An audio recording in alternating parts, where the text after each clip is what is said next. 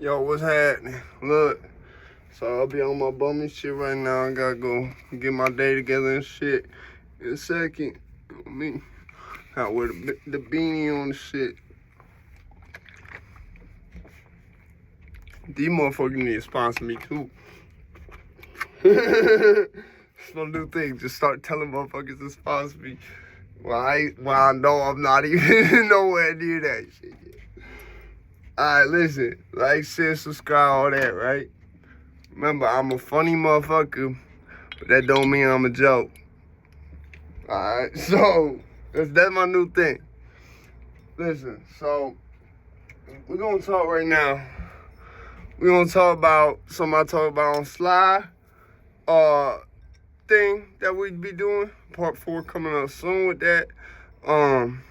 Snow White on the way right now. It's Woman and Miss working on. That's also why my uploads been much more consistent. We're gonna talk about something I said on there where I said my little brother, my strange little brother, had said something about, like they would never come at you for a record deal. I think, cause he's right, they've never tried to reach out to me about a record deal, which is cool. I don't want one, but I think there were 2 times where the industry was scoping me. And it was never an industry person themselves. It was always a relative of them. So the first incident happened when I started taking rapping seriously, or at least looking at it as something to take seriously. Like, I bought like a cheap recorder, what didn't have like a multi-track or anything, and I was just doing some iPhone shit and whatnot. And yeah, it was something that I was looking at as something I could take real serious, but wasn't doing it in terms of making videos or making songs. I was making songs, but in terms of like professionally recording them and shit. Yeah, it was in like the early stages of where people could see the potential. I was in my first and second years of college, and I was barely going to class, doing a bunch of bullshit, getting known around the campus and the city as a motherfucker who was clouded, and man, on all types of shit. I was like that kid that some motherfuckers would stay away from because they knew they wasn't gonna go to class if I was with them. They knew it wasn't gonna happen. It wasn't even gonna be the way that they was thinking. It was gonna be me just doing my shit around them. They knew they'd fall off. You know what I'm saying? Like, so they knew that they'd start fucking up. So yeah, I had a couple friends I was real close with who was good with the music and shit. I was known in the streets. I was known with the and all that. So, you know what I'm saying? Again, do all that shit down there. Nah, but fucking, yeah, so the first one was Waka Flocka's cousin. I did not believe this shit till this motherfucker like got us in there and shit on some like strength of the shit in the back. You see what I'm saying? Like, and he from Jamaica, Queens. Like, it was legit his cousin. Cause I was like, yeah, okay, you why? Cause this dude was rapping. He was nice at it. You know what I'm saying? I'll never forget this dude's name was Fox. I'll never forget that. And it wasn't spelled a normal way. And he would fuck with my sister, so that's how me and him got close. And he was like 30-something at the time, maybe late 20s. My mom knew him. She wasn't sure if he was accurate about his age or not. I said I didn't care. I felt he was.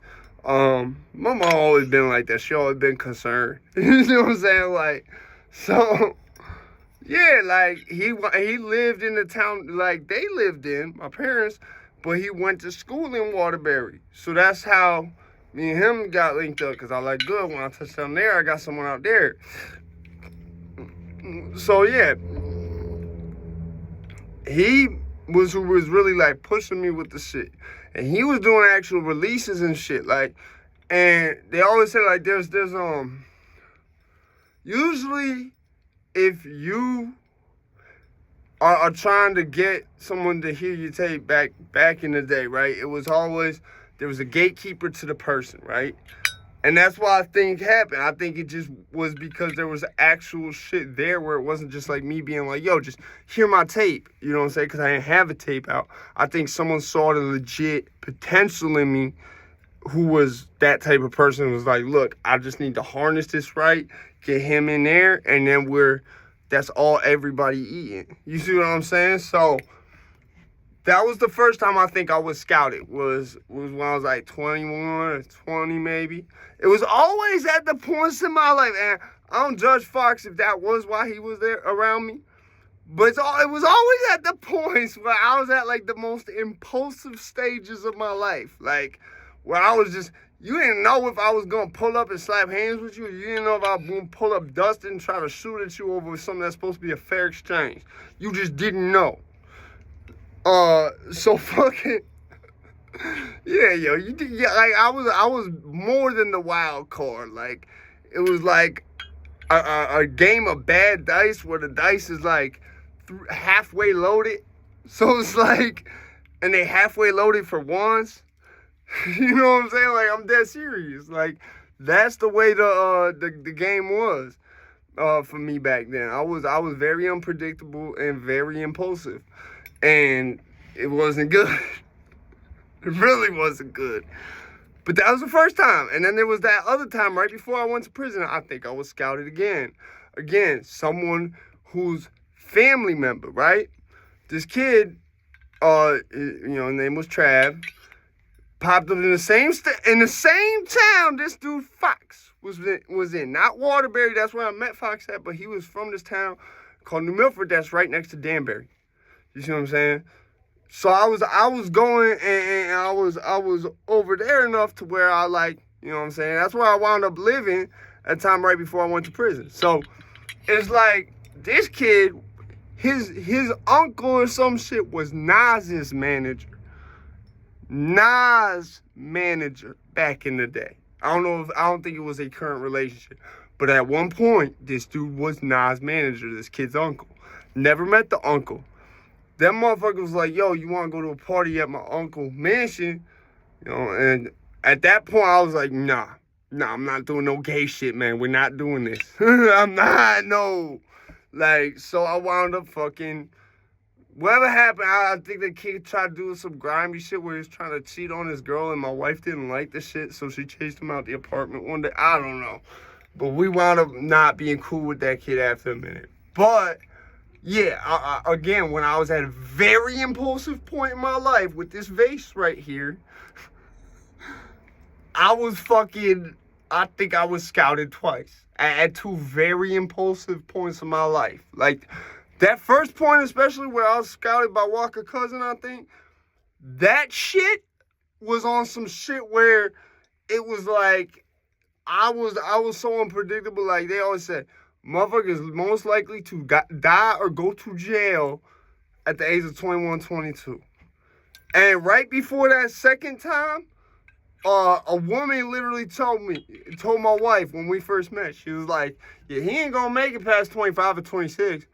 He trying to live fast, die young. He gangster. It's like dead age. So just understand the way shit go, okay? It was weird to me looking back on it. The most impulsive points of my life, I was approached, I believe, to be scouted to see if I was signing a record deal. Be easy, y'all.